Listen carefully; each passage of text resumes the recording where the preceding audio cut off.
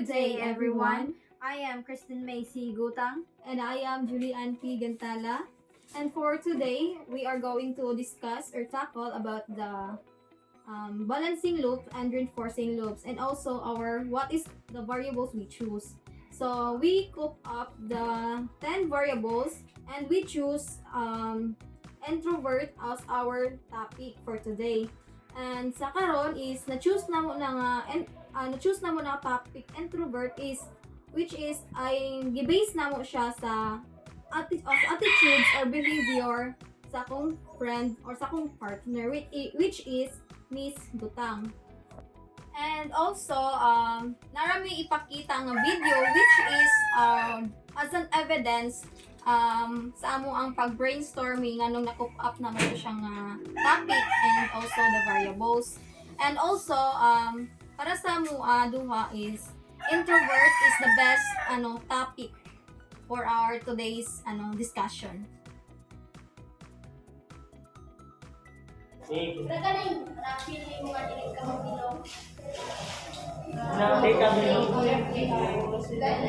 Out of place, left behind. What is an introvert? Introvert is a shy, reticent person. Also, introverts are technically more comfortable interacting with small groups or rather than to sit alone.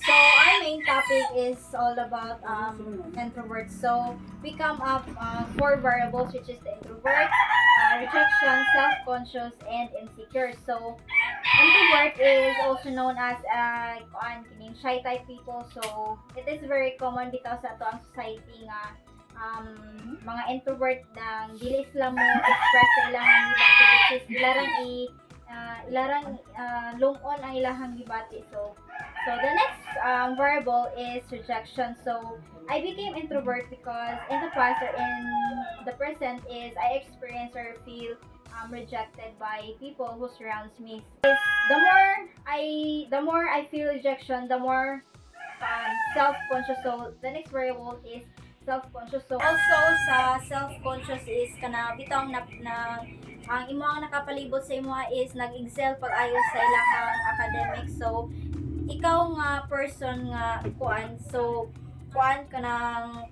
you make yourself conscious about kuan imong level of intelligence kay kanang brag nakuan ka nga ay kaning kuan ka sila kining nag-excel kay sa ilahang kuan sa ilahang academics. So the next variable is insecure. So the more I feel self-conscious, the more I feel insecure. So I am not confident na. So the more I feel self-conscious, the more I feel kanang ma-increase ako ang insecure. So like kanang if katong ako ang self-conscious is katong ako ipanulti gaina. So nang dili na ko confident nga mo kuan bitaw mo express ako ang self if kanang for example ako mga opinion, ako ang mga suggestions sa kuan. So insecure na kay ko sa ako ang kuan sa ako ang self. So the more nga mo increase ako ang insecure or sa ako ang insecurity, so the more nga it leads to introvert. So ako ra gina siyang paanon ng kimkimon or sa inside me or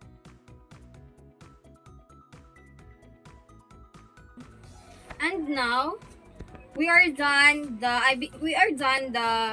reinforcing loop, which is my partner discussed it.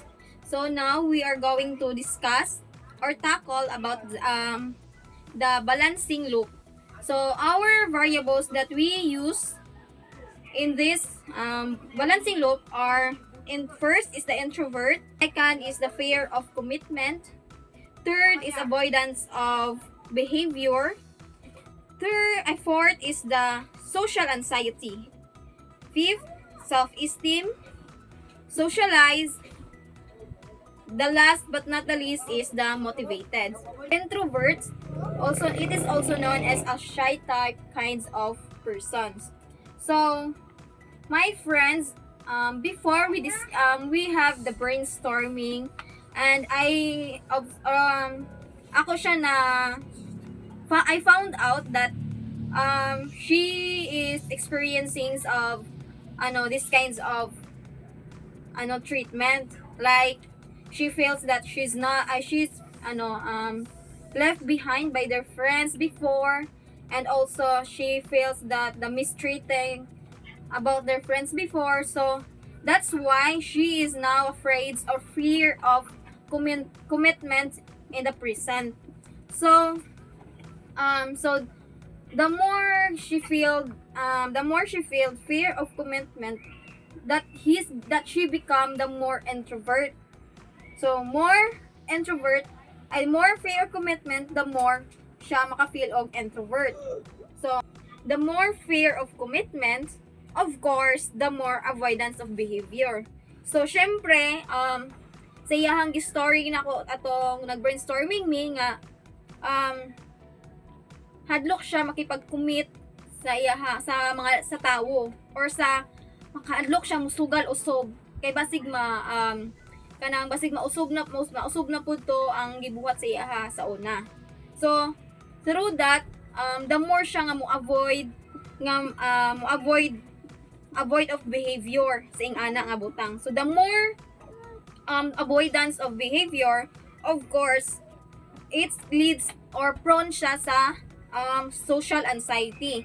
So therefore, the more avoidance of behavior, the more social anxiety. So kay since hadlok man siya makipag-commit, hadlok siya musugal usob nga makipaghalubilo, hadlok siya makipag-friends, so of course may anxiety na siya sa iyang palibot. So tungod ana, so may social anxiety siya, the more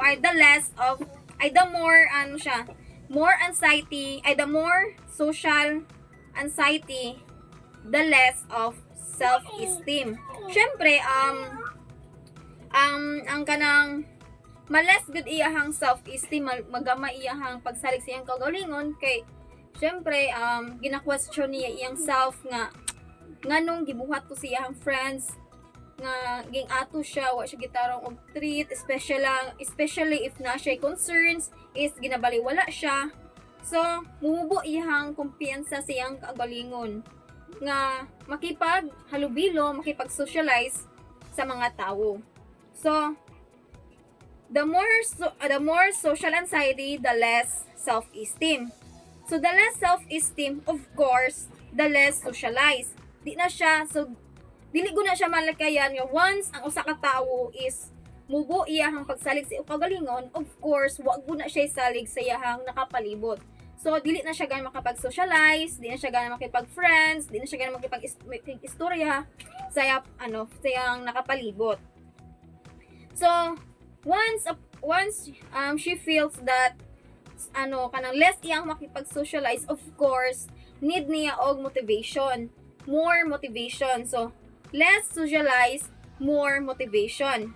So, very as her friend, it is very need kayo niya ang motivation nga makapag-boost sa iyahang self-esteem. Kay tungod, para dili na siya ma-left behind, dili siya kanang magmukmuk na sa kilid nga mag-inusara. So, if naapo siya problem, na siya mashiran sa iyang friends, so need niya motivation nga dili niya magpundo siya sa usa ka butang nga nakapag-kuan sa iyahang nakapag block sa iyahang mind. So the more motivations, of course, the less introvert. So malas good na iyahang pag shy type person, kay syempre once a person is motivated enough to socialize with their person, with their friends, so of course dila na siya makita ang pag-boost sa confidence sa usa ka tawo. So that's all. The more introvert, the more rejection. The more rejection, the more self-conscious. The more self-conscious, the more insecure. And the more insecure, the more introvert. For balancing, the more introvert, the more fear of commitment. The more fear of commitment, the more avoidance of behavior. Of course, the more of avoidance of behavior, the more social anxiety. The more social anxiety, the less self-esteem. The less self-esteem, of course, the less socialized. The less socialized, the more motivation or motivates. The more motivates, of course, the less introvert. I just give a simple advice to my friend. All I can say is that always be yourself no matter what, and don't block your mind to the things that bother you, because there are a lot of things that will help you and to feel you that you are not alone, you are not left behind, and will treat you a special one that you really deserve. Just let open your eyes and let the rainbow comes to you and to your minds. And also because there are many things and a lot of opportunities that will help you to shine. And above all, don't let the burden eat you, especially your minds and emotions, so that all the positive outcomes will come to you. That's all.